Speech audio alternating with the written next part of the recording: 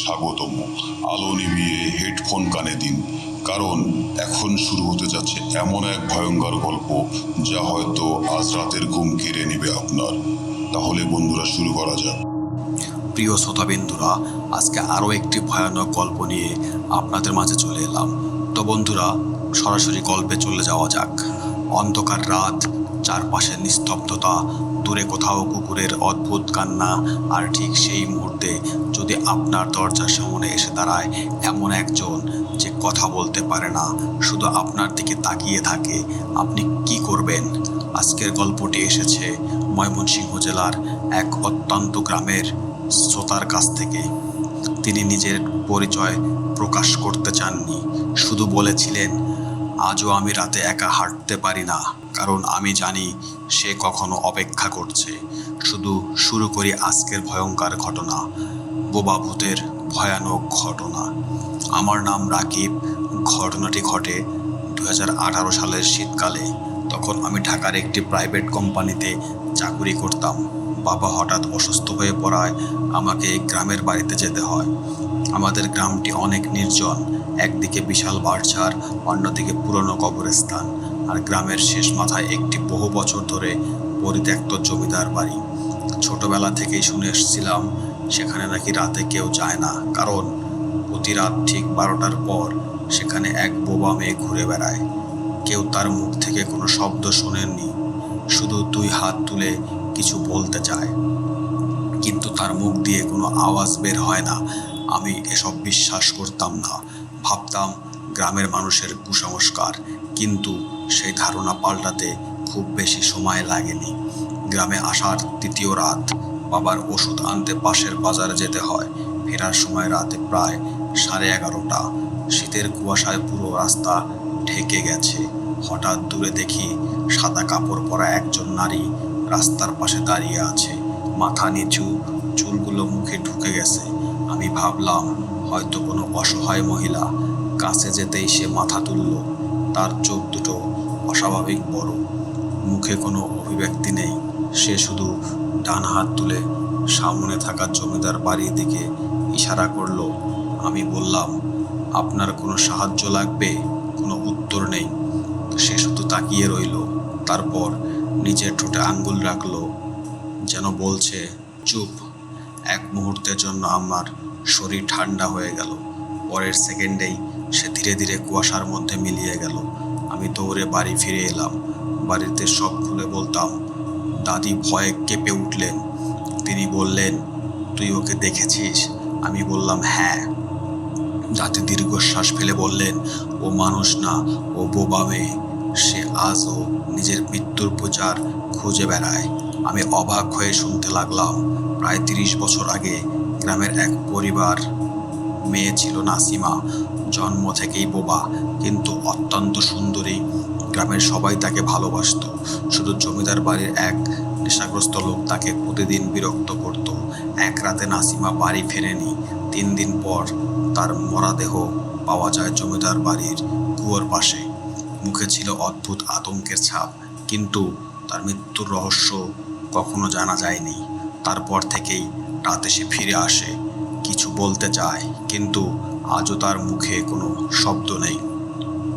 দাদির গল্প শুনে আমি হাসার চেষ্টা করলাম, কিন্তু সেই রাতে আমার ঘরের জানালায় ঠকঠক করে শব্দ হতে লাগলো।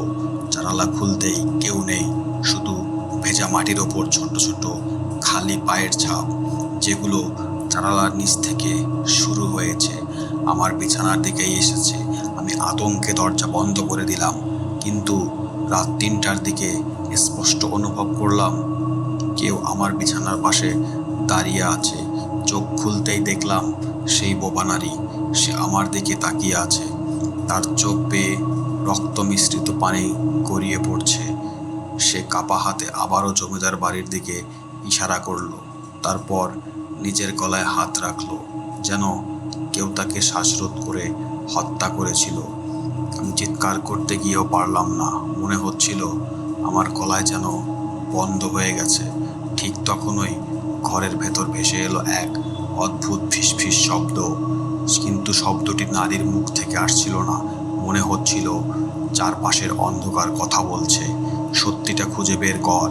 আমি চোখ বন্ধ করলাম, আবার খুলতেই ঘর ফাঁকা, কিন্তু মেঝেতে পড়ে আছে একটি পুরনো মরিচা ধরা চাবি, যে চাবির সঙ্গে বাঁধা ছিল একটি কালো সুতো, আর তাতে শুকিয়ে যাওয়া রক্তের মতো লাল দাগ। আমি তখনও জানতাম না এই ছোট্ট চাবিটাই আমার নিয়ে যাবে জমিদার বাড়ির এমন এক গোপন কক্ষে, সেখানে থাকে কম মানুষ জীবিত ফিরে আসছে। পরদিন সকালে ঘুম ভাঙতে আগের রাতের ঘটনাটা স্বপ্নে বলে মনে হচ্ছিল, কিন্তু বিছানার পাশে পড়ে থাকা সেই মরিচা ধরা চাবিটি আমাকে বুঝিয়ে দিল সবকিছুই বাস্তব ছিল। চাবিটি হাতে নিয়ে আমি অনেকক্ষণ বসে রইলাম, কাউকে কিছু বলবো কিনা বুঝতে পারছিলাম না। শেষ পর্যন্ত দাদিকে দেখলাম, চাবিটি দেখেই তার মুখের রং বদলে গেল। তিনি কাপা গলায় বললেন, এই চাবি কোথায় পেলি? আমি সব খুলে বললাম। দাদি কিছুক্ষণ চুপ করে থেকে বললেন, এই চাবি নাসিমার। আমি অবাক হয়ে জিজ্ঞাসা করলাম, আপনি কিভাবে নিশ্চিত? দাদি ধীরে ধীরে বললেন, ওর বাবা ছিল জমিদার বাড়ির কেয়ারটেকার। এই চাবি দিয়ে বাড়ির নিচের গুদাম খোলা হতো। নাসিমা সব সময় কোমরে বেঁধে রাখত। ওর মৃত্যুর পর চাবিটাও হারিয়ে যায়। আমার বুকের ভেতরটা ধুক করে উঠল। তাহলে নাসিমা আমাকে সেই গুদামেই নিয়ে যেতে চাইছে।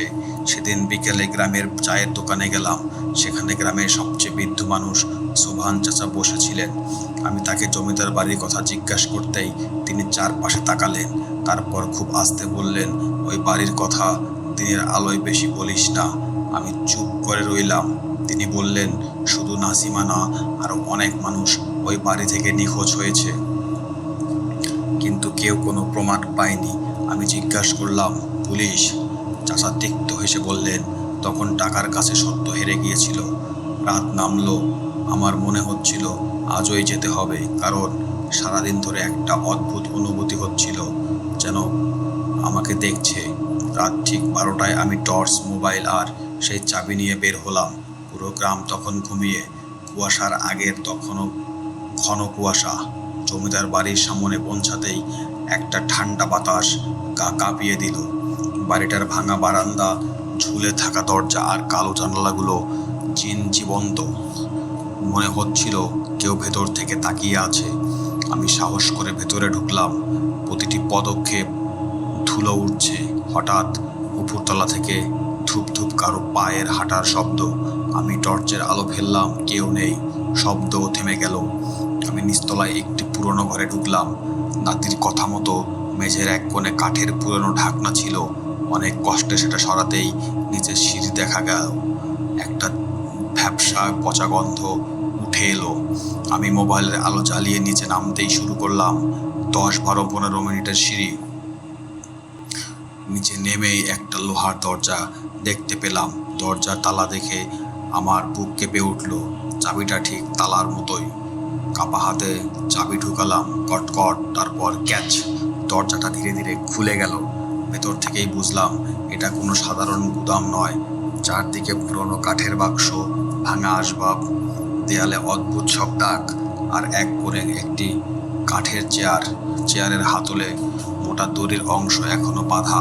মনে হচ্ছিল কাউকে এখানে বেঁধে রাখা হতো। ঠিক তখনই আমার টর্চের আলো পড়ল দেয়ালের ওপর। লাল রঙে লেখা, আমাকে বাঁচাও। তার নিচে নখ দিয়ে আঁচড়ানো অসংখ্য দাগ। আমি কয়েক কদম পিছিয়ে গেলাম। হঠাৎ আমার পেছনের দরজাটা নিচে থেকেই বন্ধ হয়ে গেল। থাম! চারপাশে অন্ধকার। আমি দরজা ধাক্কাতে লাগলাম, কিন্তু দরজা এক চুলো নড়ল না।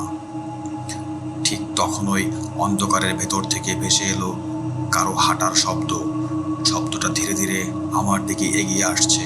আমি টর্চ জ্বালালাম, কেউ নেই। আলো নিভিয়ে দিতেই আবার সেই শব্দ, এবার একদম কাছে। হঠাৎ আমার ঘাড়ের কাছে বরফের মতো ঠান্ডা একটা নিঃশ্বাস অনুভব করলাম।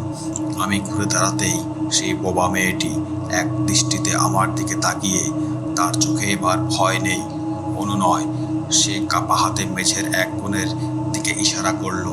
আমি আলো ফেলতেই দেখলাম সেখানে মাটি অন্য জায়গার তুলনায় নতুন। মনে হচ্ছিল কখনো ঘুরে আবার ঢেকে দেওয়া হয়েছে। আমি কাছে যেতেই হঠাৎ মাটির নিচ থেকে ভেসে এলো তীক্ষ্ণ শব্দ, যেন কেউ এখনো নিচ থেকে বের হওয়ার চেষ্টা করছে। আমার শরীর অবশ হয়ে গেল।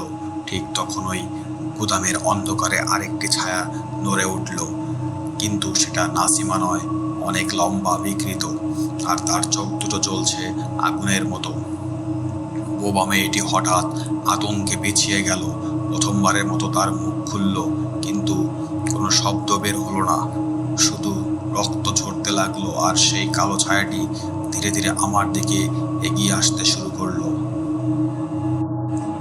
আমার সামনে দাঁড়িয়ে থাকা কালো ছায়াটিকে দেখে মনে হচ্ছিল ওটা কোনো মানুষ নয়। তার উচ্চতা প্রায় 7 ফুট, হাত দুটো অস্বাভাবিক লম্বা, মাথা কাত হয়ে আছে, আর চোখ জ্বলন্ত কয়লার মতো লাল। আমি নড়তেই পারছিলাম না। ঠিক তখনই বোবা মেয়েটি হঠাৎ আমার সামনে এসে দাঁড়ালো। সে 2 হাত ছাড়িয়ে যেন আমাকে আড়াল করে রাখলো। পরের মুহূর্তেই ধরম একটি প্রচণ্ড শব্দে পুরো গুদাম কেঁপে উঠল।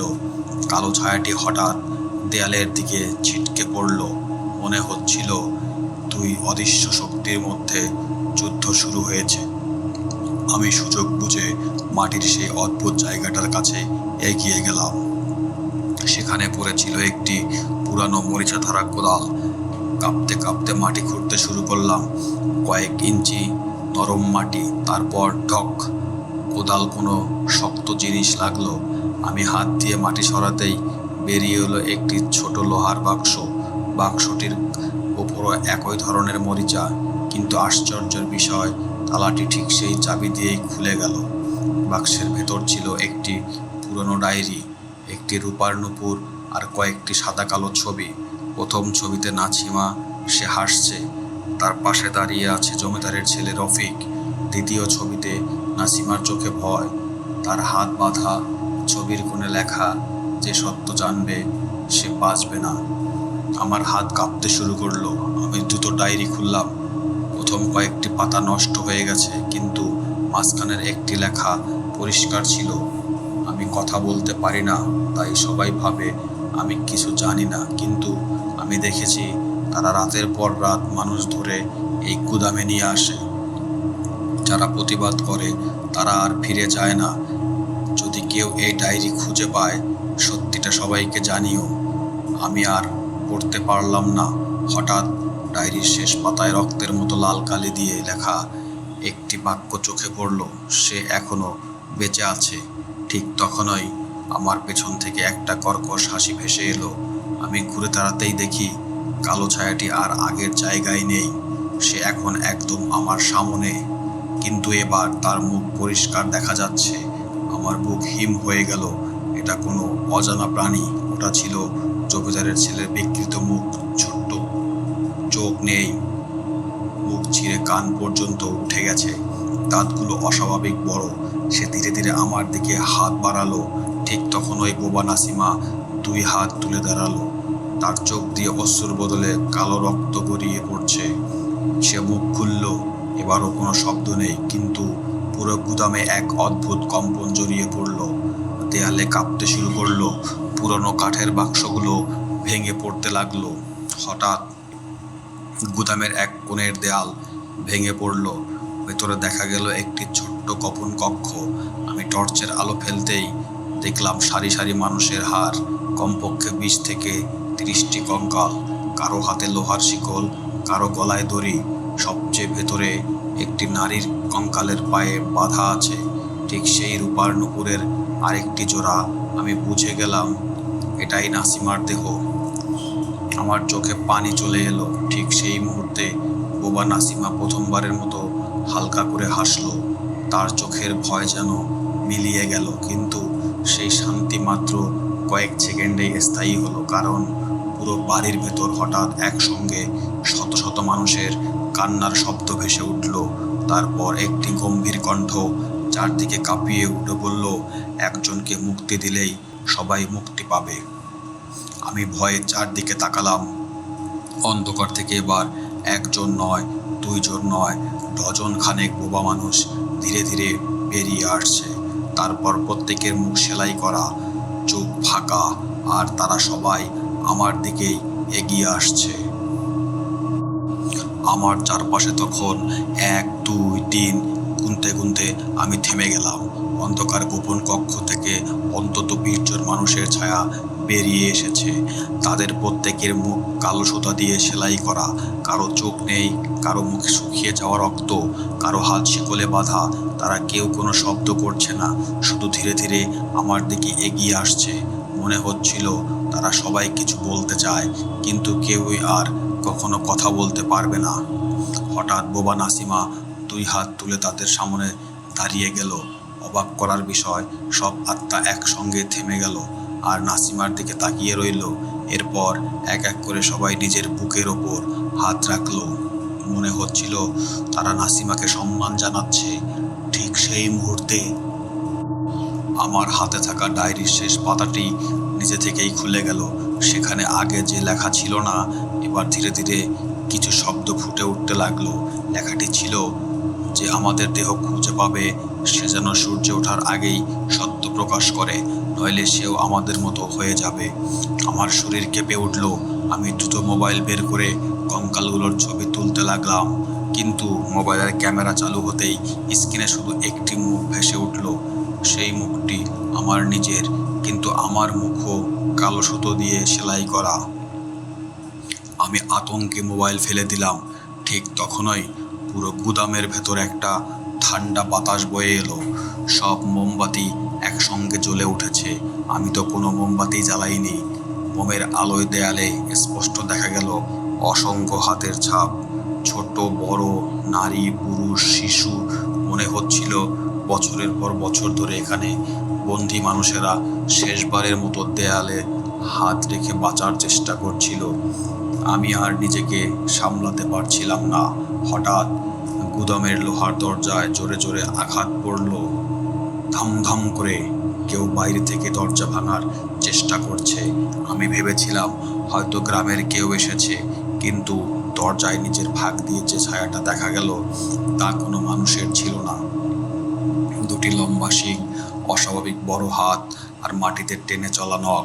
তারপর একটি ভয়ঙ্কর গর্জন। পুরো গুদাম কেঁপে উঠল। সব আত্মা একসঙ্গে পিছিয়ে গেল। এমনকি বোবা নাসিমাও ভয়ে কাঁপতে শুরু করলো। আমি বুঝলাম সে এসেছে, সেই এই অভিশাপের আসল উৎস। দরজাটি ধীরে ধীরে ভেঙে পড়ল। অন্ধকারের ভেতর থেকে বেরিয়ে এলো একজন বৃদ্ধ। তার পরনে কালো আল্লাপাল্লা, হাতে মানুষের বড় হাড় দিয়ে বানানো লাঠি, কিন্তু তার ছায়া ছিল না। সে ধীরে ধীরে হাসলো। তার হাসির শব্দ মনে হচ্ছিল শত শত মানুষ একসঙ্গে কাঁদছে। বৃদ্ধ আমার দিকে তাকিয়ে ঠোঁট না নাড়িয়েই বলল, অনেক বছর পর আবার একজন এসে সত্য জানতে চেয়েছে। আমি কাঁপা গলায় বললাম, আপনি কে? সে হেসে বলল, মানুষ আমাকে কবিরাজ বলতো, কিন্তু মৃতেরা আমাকে ডাকে আত্মা ব্যবসায়ী। আমার বুকের ভেতরটা মোচড় দিয়ে উঠল। সে আবার বলল, এই বাড়ির মানুষদের আমি হত্যা করিনি, আমি শুধু তাদের আত্মা বিক্রি করেছি।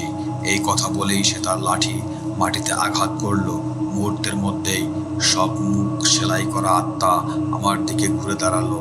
তাদের চোখে আর অনুনয় নেই, শুধু ক্ষুধা, তার প্রতিশোধ। বোবা নাসিমা মরিয়া হয়ে আমাকে পালাতে ইশারা করলো, কিন্তু ঠিক তখনই আমার 2 পা মাটির সঙ্গে আটকে গেল। আমি নড়তে পারছি না। ধীরে ধীরে সেই আত্মা ব্যবসায়ী আমার সামনে এসে দাঁড়ালো। তারপর সে পকেট থেকে বের করলো একটি কালো সুই আর লম্বা কালো সুতো। হাসতে হাসতে সে বলল, এবার তোমরাও মুখ চিরদিনের জন্য বন্ধ করে দিব। সেই সুইটা আমার ঠোঁটের দিকে বাড়িয়ে দিল। আমি প্রাণপণে নড়ার চেষ্টা করছিলাম, কিন্তু আমার 2 পা যেন মাটির সঙ্গে পাথরের মতো আটকে গেছে। হাতও ধীরে ধীরে অবশ হয়ে আসছে, শুধু চোখ দুটো নড়ছে। আর সেই চোখের সামনেই আত্মা ব্যবসায়ী বৃদ্ধটি কালো সুই আর সুতো নিয়ে আমার চোখের দিকে এগিয়ে আসছে। তার ঠোঁটে বিকৃত হাসি। সে বলল, যারা সত্য জেনে ফেলে তাদের মুখ কখনো খোলা যায় না, কারণ সত্য মানুষের চেয়ে ভয়ঙ্কর। সে আমার ঘুটনি শক্ত করে ধরে সুইটা ঠোঁটের কাছে আনলো। ঠিক তখনই বোবা নাসিমা ঝড়ের গতিতে আমাদের মাঝখানে এসে দাঁড়ালো। সে বৃদ্ধের হাত শক্ত করে ধরে ফেললো। মুহূর্তের মধ্যেই পুরো গুদাম কেঁপে উঠল। চারদিকে ভয়ঙ্কর বাতাস বইতে শুরু করলো। দেয়ালের ইট একের পর এক খুলে পড়ছে। মনে হচ্ছিল পুরো বাড়িটাই ভেঙে পড়বে। বৃদ্ধটা প্রথমবারের মতো রাগে চিৎকার করে উঠল, তোকে আমি বহু আগেই শেষ করেছি, তুই এখনো আমাকে থামাতে পারবি না। নাসিমা কোনো শব্দ করল না, সে শুধু আকাশের দিকে হাত তুলল। ঠিক তখনই গুদামের চারপাশে দাঁড়িয়ে থাকা মুখ সেলাই করা আত্মাগুলো একে একে নাসিমার পাশে এসে দাঁড়ালো। তারা সবাই নিজেদের মুখে হাত রাখলো, তারপর একসঙ্গে কালো সুতাগুলো ছিঁড়ে ফেলতে শুরু করলো। চিরচির চিরচির করে এক অদ্ভুত শব্দে পুরো ঘর ভরে গেল। কিন্তু আশ্চর্যের বিষয়, তাদের মুখ খুললেও কোনো শব্দ বের হলো না, বরং একটি অদৃশ্য শক্তির কেউ আত্মা ব্যবসায়ীকে ছুটে গেল। বৃদ্ধ কয়েক হাত দূরে ছিটকে পড়ল। আমি অনুভব করলাম আমার পা আবার নড়ছে। দ্রুত উঠে দাঁড়িয়ে ডায়েরিটা হাতে নিলাম। শেষ পাতাটি এবার পুরোপুরি বদলে গেছে। সেখানে লেখা, অভিশাপ ভাঙতে হলে সেই কূপ খুলতে হবে যেখানে প্রথম রক্ত ঝরেছিল। আমার মনে পড়ল জমিদার বাড়ির পেছনে একটি পুরনো কূপ আছে যেখানে নাসিমার মরদেহ পাওয়া গিয়েছিল। আমি দৌড়ে গুদাম থেকে বেরিয়ে এলাম। পেছনে তাকিয়ে দেখি বোবা নাসিমা এখনো আত্মা ব্যবসায়ীর সঙ্গে লড়ছে, কিন্তু তার শরীর ধীরে ধীরে স্বচ্ছ হয়ে যাচ্ছে। মনে হচ্ছিল সে আর বেশিক্ষণ টিকতে পারবে না। আমি বাড়ির পেছনের কূপের কাছে পৌঁছালাম। কূপটি বহু বছর ধরে বন্ধ। উপরে মোটা লোহার ঢাকনার মাঝখানে একটি তালা। আমি অবাক হয়ে দেখলাম আমার হাতে থাকা সেই পুরনো চাবিটি ঠিক এই তালাতেই মিলে গেল। ক্লিক! তালা খুলে গেল। আমি ঢাকনাটা সরাতেই কূপের ভেতর থেকে বরফ শীতল বাতাস এলো, সঙ্গে সঙ্গে অসংখ্য মানুষের কান্না। আমি টর্চের আলো ফেললাম। নিচে শুধু পানি নয়, অসংখ্য হাড়, খুলি আর মরিচা ধরা শিকল। ঠিক মাঝখানে একটি কালো কাঠের সিন্দুক। হঠাৎ আমার পেছনে পায়ের শব্দ। আমি ঘুরে দাঁড়াতেই দেখি আত্মা ব্যবসায়ী দাঁড়িয়ে আছে। তার শরীরের অর্ধেক পুড়ে গেছে, কিন্তু তার চোখ আগুন আরো ভয়ঙ্কর। সে ধীরে ধীরে বলল, ওই সিন্দুক খুলবি না, ওখানে শুধু মৃতদেহ নয়, আমার শক্তিও বন্দী। আমি আর কথা না শুনে কূপের ভেতরে নামতে শুরু করলাম। 1 ধাপ, 2 ধাপ, 3 ধাপ। হঠাৎ কূপের পানি নিজে থেকেই ঘুরতে শুরু করলো। তারপর সেই পানির ভেতর থেকে শত শত কালো হাত বেরিয়ে এসে আমার পা চেপে ধরলো। আমি প্রাণপণে উপরে উঠতে চাইছি, কিন্তু তারা আমাকে নিচে টেনে নিয়ে যাচ্ছে। ঠিক তখনই কূপের অন্ধকারের ভেতর থেকে একটি শিশুর কণ্ঠ প্রথমবারের মতো ভেসে এলো, ওকে বিশ্বাস করো না, আসল শয়তান এখনো জেগে ওঠেনি। আমার টর্চের আলো কাঁপতে কাঁপতে নিচে পড়ল, আর আমি দেখলাম সিন্দুকের ওপর বসে আছে একটি ছোট্ট মেয়ে। তার মুখ সেলাই করা, কিন্তু সে ধীরে ধীরে নিজের চোখ খুলল। তার চোখের ভেতর কোনো মনি নেই, শুধু ঘূর্ণীয়মান অন্ধকার। তারপর সে সরাসরি আমার দিকে আঙ্গুল তুলে দিল।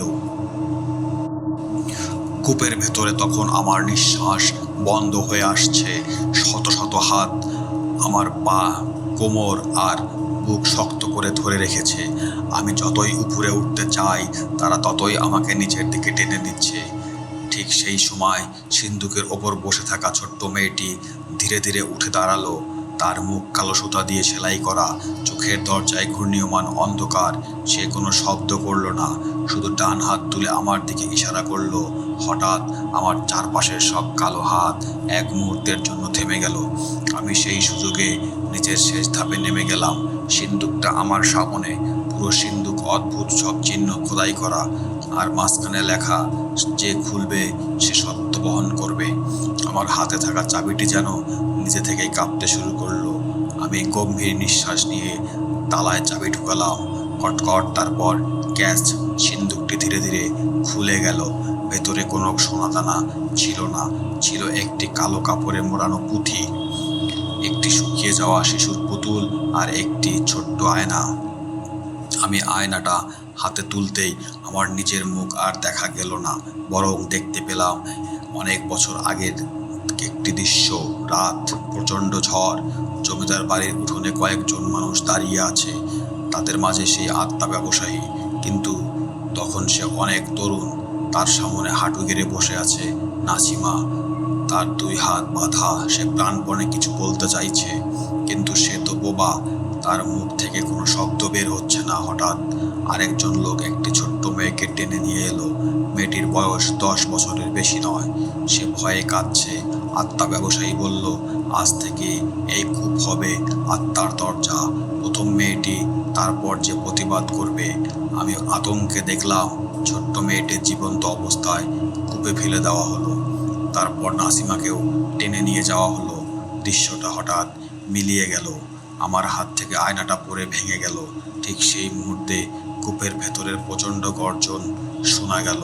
সিন্দুকের ভেতরের কালো পুঁতিটা নিজে থেকেই খুলে গেল। পাতাগুলো বাতাসে উল্টাতে লাগলো।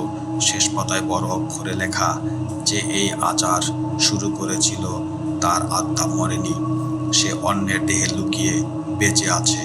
আমার বুক কেঁপে উঠল। তাহলে যাকে আমি আত্মা ব্যবসায়ী ভাবছি, সে কি আসল শয়তান নয়?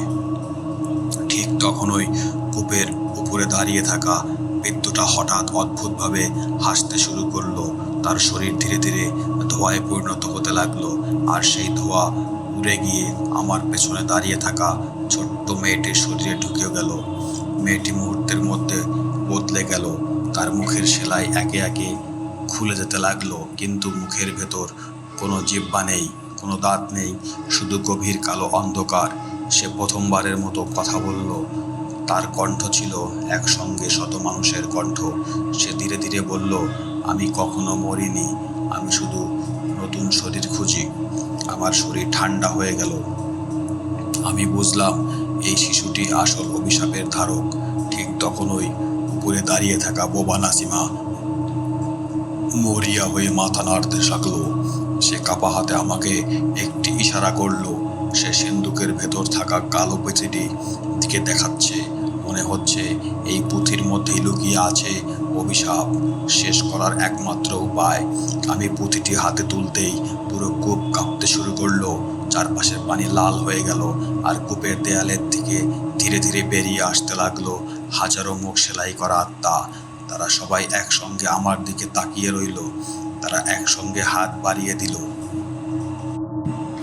চারপাশে তখন শুধু অন্ধকার আর অসংখ্য মুখ সেলাই করা আত্মা। তারা সবাই আমার দিকে হাত বাড়িয়ে দাঁড়িয়ে আছে, কিন্তু আশ্চর্যের বিষয়, তাদের চোখ আর রাগ নেই, আছে অনুনয়। মনে হচ্ছিল তারা সবাই মুক্ত চায়। আমি কাঁপতে কাঁপতে পুরো কালো পুঁথিটা খুললাম। পাতাগুলো নিজে থেকেই উল্টাতে লাগলো। হঠাৎ একটি পাতায় এসে থেমে গেল, যেখানে লাল কালি দিয়ে লেখা, যে নিজের ভয়কে জয় করতে পারে কেবল সেই অভিশাপ ভাঙতে পারবে, কিন্তু তার বিনিময়ে একজনকে চিরদিনের জন্য অন্ধকারে বন্দি করতে হবে। আমার বুকের ভেতরটা ধক করে উঠল। এর মানে কেউ না কেউ আর কখনো ফিরে আসবে না। ঠিক তখনই ছোট্ট মেয়েটা শরীর থেকে সেই অশুভ শক্তি হেসে উঠল। তার হাসতে পুরো কূপ কেঁপে উঠল। সে বলল, এত বছর মানুষ একই ভুল করে, সত্য জানতে আসে কিন্তু মূল্য দিতে চায় না। সে ধীরে ধীরে বাতাসে ভেসে উঠল। তার চারপাশে কালো ধোঁয়ার ঘূর্ণি তৈরি হলো। সেই ধোঁয়ার ভেতরে আমি দেখতে পেলাম অসংখ্য মানুষের মুখ, যারা বছরের পর বছর ধরে এখানে বন্দী। উপরে দাঁড়িয়ে থাকা বোবা নাসিমা হঠাৎ দুই হাত জোর করলো।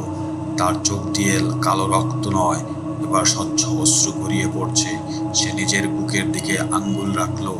তারপর কূপের ভেতর অন্ধকারের দিকে আমি বুঝতে পারলাম সে নিজেই শেষ ত্যাগ স্বীকার করতে প্রস্তুত। আমি মাথা নাড়লাম, না, এত বছর তুমি কষ্ট পেয়েছো, এবার তোমার মুক্তি হওয়া উচিত। নাসিমা মৃদু হেসল, কিন্তু সেই হাসির মধ্যেই ছিল গভীর বিষাদ।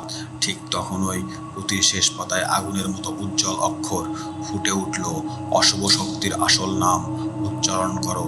পাতার নিচে একটি বহুবর্ণ নাম লেখা ছিল। আমি কাপা গলায় সেই নামটি পড়ে শোনালাম। মুহূর্তের মধ্যেই পুরো কূপ বজ্রপাতের মতো আলো ছড়িয়ে পড়ল। ছোট্ট মেয়েটি ভয়ঙ্কর চিৎকার করে উঠল। তার শরীর থেকে কালো ধোঁয়া বের হতে শুরু করলো। ধোঁয়ার ভেতর সেই আত্মা ব্যবসায়ীকে বিকৃত মুখ দেখা গেল। সে চিৎকার করে বলল, না, আমাকে আবার বন্দি করা হবে না। হাজারো মুখ সেলাই করা আত্মা একসঙ্গে এগিয়ে এলো। তারা কালো ধোঁয়াটিকে চারদিক থেকে ঘিরে ফেলল। এক এক করে তাদের মুখের সেলাই করা যেতে লাগলো, কিন্তু কোনো শব্দ পড়ল না, বরং তাদের নীরবতাই সে অশুভ শক্তির জন্য সবচেয়ে বড় শাস্তি হয়ে উঠল। কালো ধোঁয়া ধীরে ধীরে ছোট হতে শুরু করলো, শেষ পর্যন্ত একটি কাচের কালো গোলকের ভেতর বন্দী হয়ে গেল। ঠিক তখনই বোবা নাসিমা আমার দিকে তাকালো, তার মুখের সেলাই নিজে থেকেই খুলে গেল। প্রথমবার সে খুব আস্তে একটি মাত্র শব্দ করল, ধন্যবাদ।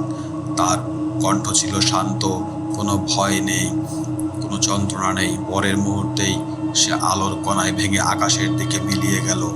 কূপের পানি ধীরে ধীরে স্বাভাবিক হয়ে গেল, সব কঙ্কাল যেন শান্ত হয়ে পড়ল। মুখ সেলাই করা আত্মাগুলো একে একে অদৃশ্য হতে লাগলো। মনে মনে করলাম সব শেষ, কিন্তু কূপ থেকে বের হওয়ার সময় আমার চোখ পড়ল সেই কালো কাচের গোলকের দিকে। গোলটি ফেটে গেছে, আর সেই ফাটল দিয়ে পাতলা কালো ধোঁয়ার একটি রেখা নিঃশব্দ বাইরে বেরিয়ে যাচ্ছে। আমি আতঙ্কে পিছিয়ে গেলাম। দূরে আমার গ্রামের মসজিদের ফজরের আজান ভেসে আসছে, কিন্তু ঠিক সেই মুহূর্তে আমার কাছে খুব আস্তে একটি ফিসফিস শব্দ শোনা গেল, আমি আবার ফিরে আসব। আমি দ্রুত পেছনে তাকালাম, কেউ নেই, শুধু কূপের পাশে দাঁড়িয়ে আছে একটি কালো সুই আর লম্বা কালো সুতো, যেন কোনো নতুন শিকারের অপেক্ষায়। আজকের গল্প এখানেই শেষ। যদি গল্পটি ভালো লেগে থাকে তাহলে ভিডিওটি লাইক করুন, আপনার মতামত কমেন্টে জানান, আর এমন আরও ভয়ঙ্কর গল্প শুনতে ভূত বক্স অফিসকে সাবস্ক্রাইব করে পাশে থাকুন। মনে রাখবেন, ভয় কখনো গল্পে সীমাবদ্ধ থাকে না। আবার দেখা হবে পরবর্তী ভৌতিক গল্পে।